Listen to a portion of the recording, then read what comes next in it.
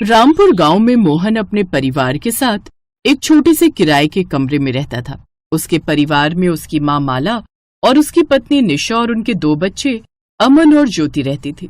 एक दिन मोहन अपने काम पर से घर वापस आ रहा था। अचानक उसका ट्रक से एक्सीडेंट हो जाता है, जिस कारण मोहन का देहांत हो जाता है। मोहन को गुजरे 1 महीना हो गया था। उसकी पत्नी निशा माला से कहती है, माँ जी, मोहन जी को गुजरे 1 महीना हो गया है और ऊपर से कमरे का किराया देने का भी समय हो गया है, जिससे मकान मालिक किराया लेने आता ही होगा। अब हम कहाँ से उनको किराया देंगे?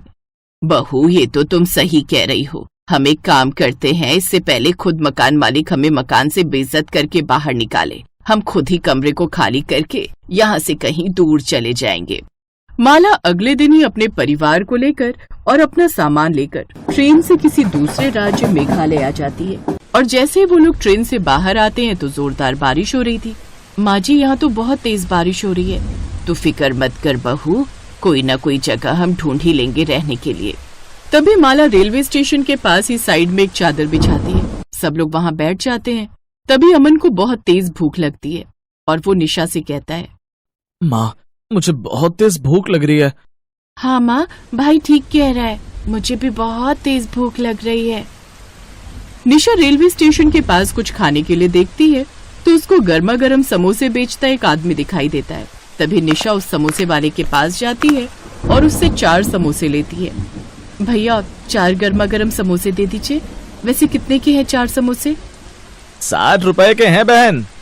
इतने महंगे? लेकिन क्या करें, सबको भूख भी तो लगी हुई है। ठीक है भैया, दे दीजिए।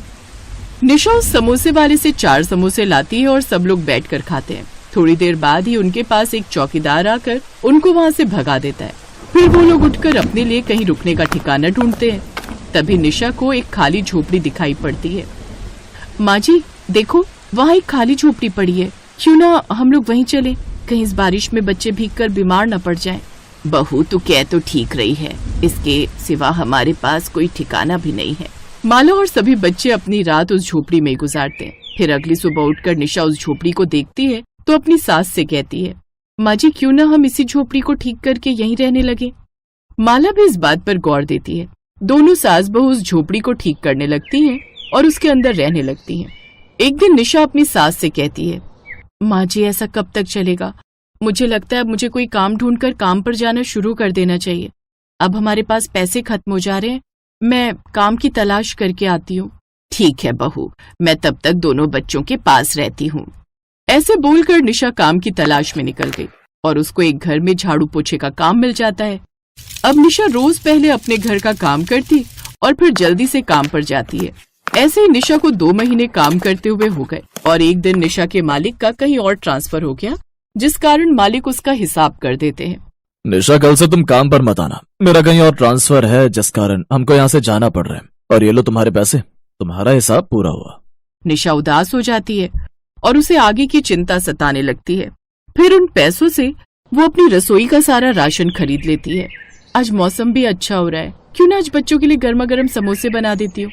ज्योति भी बहुत दिन से समोसे बनवाने के लिए जिद कर रही थी।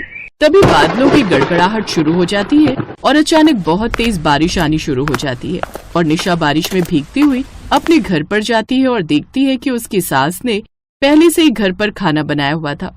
अरे वाह माँ जी, आपने आज मेरे आने से पहले ही खाना बना लिया, पर मैं तो समोसे बनाने का सारा सामान लेकर आई थी। ज्योति बहुत दिन से समोसे बनाने के लिए जिद कर रही थी। बहू, मैंने सोचा तुम बारिश में भीगी हुई आओगी, फिर आकर खाना बनाओगी, इसलिए मैंने खुद बना दिया। अच्छा ठीक है, कोई बात नहीं माँ जी, हम और किसी दिन समोसे बनाकर खा लेंगे। आज दादी के बनाए हुए ही दाल चावल खा लेंगे। फिर सब लोग एक साथ बैठकर खाना खाते हैं और रात को सो जाते हैं। अगले दिन बाहर भी बारिश बहुत तेज हो रही थी। निशा अपनी झोपड़ी का दरवाजा लगा रही थी ताकि बारिश की बौछार अंदर ना आए। तभी निशा का पैर फिसल जाता है और वो नीचे फर्श पर गिर जाती है। तभी ज्योति भागकर अपनी माँ के पास आती है। क्या हुआ माँ, आप गिर कैसे गई? कुछ नहीं बेटी, यहाँ पानी गिरा हुआ था और मैंने देखा नहीं, मेरा पैर फिसल गया था। माँ, आपको ज्यादा चोट तो नहीं लगी ना? नहीं बेटी, बस मुझसे खड़ा नहीं हुआ जा रहा, लगता है पैर में मोच आ गई है। अपनी माँ को दर्द में देखकर ज्योति को बहुत दर्द होता है और वो बिना कुछ सोचे समझे बारिश में ही पास के डॉक्टर के पास जाती है और अपने साथ डॉक्टर को लेकर आती है। निशा जी, आपको रेस्ट की जरूरत है। आपके पैर में मोच आई हुई है, आप जल्दी ठीक हो जाएंगे, फिक्र करने की कोई बात नहीं है। थोड़ी देर बाद वहाँ से डॉक्टर चला जाता है। ऐसे ही निशा को आज 4 दिन हो जाते हैं और एक दिन उसका बेटा कहता है, माँ, आज मुझे समोसे खाने हैं, मेरा खाना खाने का मन नहीं है, मेरे लिए आप समोसे बना दो ना। अमन के कहने पर निशा आराम से नीचे बैठकर समोसे बनाने लगती है। फिर निशा सबके लिए समोसे बनाती है और घर के सब लोग गर्मा गर्म समोसे खाने लगते हैं।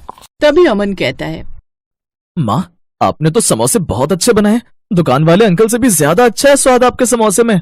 हाँ माँ, भाई सही कह रहा है, सच में बहुत अच्छे समोसे बनाए हैं। अगर आप अपने समोसे बनाकर बेचने लगोगी तो आपके समोसे सच में बहुत बिकने लगेंगे। बहू, बच्चे सही कह रहे हैं, क्यों ना तुम समोसे बनाकर बेचने लगो। और पास के रेलवे स्टेशन पर देखा है ना तुमने, लोग बारिश के मौसम में कैसे समोसे खाते हैं। निशा अपनी सास की बात सुनकर सोच में पड़ जाती है और वो फैसला करती है समोसे बनाकर बेचने का। फिर जैसे उसका पैर ठीक हो जाता है, वो रेलवे स्टेशन पर ट्रेन में जाकर समोसे बेचने का काम करने लगती है। समोसे ले लो, समोसे, गर्मा गर्म समोसे। अरे बहन, मुझे भी एक समोसा दो ना, समोसे की खुशबू तो बहुत अच्छी आ रही है। ऊपर से मेघालय में तो हर दूसरे दिन बारिश होती रहती है, जिससे गर्मा गर्म समोसे खाने का अपना एक अलग ही मजा है। ऐसे ही निशा के सारे समोसे बिकने लगते हैं और लोगों को निशा के हाथ के बने समोसे बहुत अच्छे लगे। जहां लोग 2-2 समोसे खा रहे थे, वहीं अब 5-5 समोसे खाते हैं। ऐसे ही निशा के सारे समोसे खत्म हो जाते हैं। उसकी खूब अच्छी कमाई होने लगती है। माँ जी, मेरे सारे समोसे ट्रेन में ही खत्म हो जाते हैं, बल्कि ग्राहक ज्यादा ही हो जाते हैं और समोसे थोड़े पड़ जाते हैं। कल से मैं ज्यादा समोसे बनाकर ले जाया करूंगी। बहू, मैंने बोला था ना, तुम्हारे हाथ के बने समोसे सबको बहुत पसंद आएंगे। अब से मैं भी तुम्हारी समोसे बनवाने में मदद करूंगी। अगले दिन फिर निशा अपनी सास के साथ समोसे बनाती और थोड़ी देर बाद स्टेशन पर पहुंच जाती है। फिर जैसे ही ट्रेन रुकती है, झट से डब्बे में चढ़ जाती है। समोसे ले लो, समोसे, गर्मा गर्म समोसे। लोग जैसे ही ट्रेन में समोसे की खुशबू सूंघते तो बस समोसे लेने को झट से तैयार हो जाते। लीजिए भैया, आपके 10 समोसे। ऐसे करके ही निशा की ट्रेन में सारे समोसे बिकने लगते और उनको अब गरीबी का सामना भी नहीं करना पड़ रहा था। अब वो खुद का पक्का घर ले लेती है, जिसमें वो सब खुशी खुशी रहने लगे।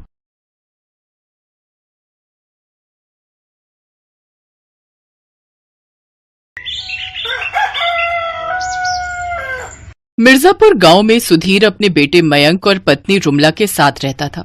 सुधीर बहुत गरीब था। वो गांव में पानीपुरी का ठेला लगाया करता था, जिससे उसकी रोजी रोटी चलती थी।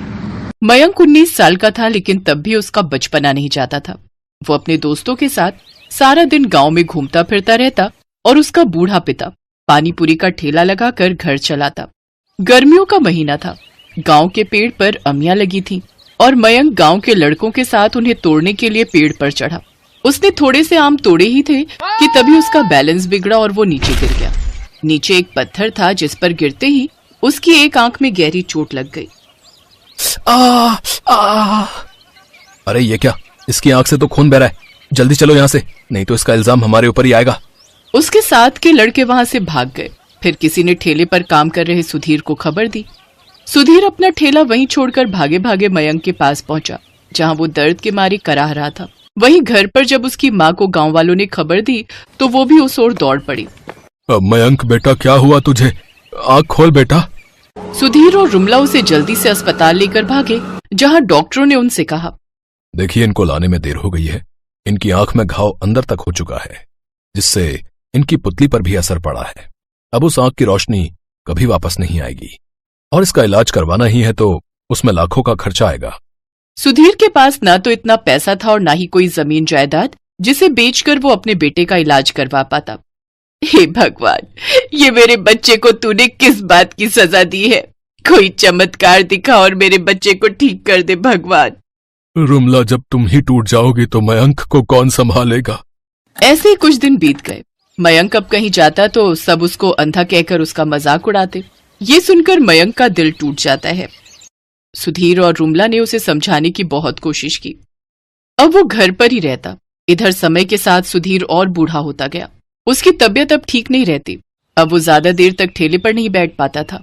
ऐसे ही एक रोज वो तपती गर्मी से राहत पाने के लिए पेड़ की छांव में बैठ गया। थकान के मारे उसकी आंख कब लग गई उसे पता ही नहीं चला, लेकिन जब उसकी आंख खुली तो उसका ठेला चोरी हो चुका था। सुधीर की कमाई का एक जरिया था, अब वो भी नहीं रहा और इसी चिंता में अब वो बीमार रहने लगा और फिर उसने बिस्तर पकड़ लिया। इधर मयंक भी अपने बाबा की हालत देख चिंता में रहने लगा। एक रोज माँ बाबा अब कितने परेशान रहने लगे हैं मुझसे उनकी ये हालत अब देखी नहीं जाती। माँ तू ठीक कहता है बेटा, उनकी ऐसी हालत तो मुझसे भी नहीं देखी जाती। राशन पानी सब खत्म हो रहा है, घर में ना जाने आगे का गुजारा कैसे चलेगा।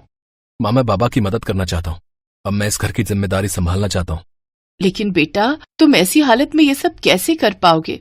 माँ अब तुम भी मेरी इस कमी को मेरी कमजोरी मान रही हो। मैंने ऐसे कई लोगों को देखा है जो अपाहिज होते हैं लेकिन फिर भी अपनी मेहनत से रोजी रोटी कमाते हैं, और मैंने बाबा को पानी पूरी बनाते हुए देखा है, तो मैं अच्छे से जानता हूँ कि वो कैसे बनती है। और थोड़ी बहुत मदद की जरूरत होगी तो आप कर देना। लेकिन इन सब सामान के लिए पैसे कहाँ से आएंगे। बेटा यहाँ आओ, मैंने कई साल पहले अपने खाते में 10,000 की एफडी करवाई थी ताकि जरूरत के समय काम आ जाए। तुम अपनी माँ के साथ जाकर वो एफडी तुड़वा लो, अगर वो अब काम नहीं आएगी तो कब काम आएगी। अगले ही दिन मयंक अपनी माँ के साथ बैंक गया और वो पैसे ले आया, जिससे उसने नया ठेला और जरूरत का सामान खरीदा। फिर रुमला ने अपने बेटे का मनोबल बढ़ाने के लिए चूल्हे पर गोलगप्पे बनाने में उसकी मदद की। बाबा अब आप मुझे बताइए कि पानी पूरी का पानी कैसे बनाया जाए। मैं चाहता हूँ कि ग्राहकों को वही लाजवाब स्वाद फिर से मिले। उसके बाद सुधीर ने उसे सारी रेसिपी बताई, लेकिन पानी बनाने के बाद भी मयंक को उसमें थोड़ी कमी खली और फिर उसकी नजर आंगन में लगे धनिये पुदीने पर गई। वो झट उसे तोड़ लाया।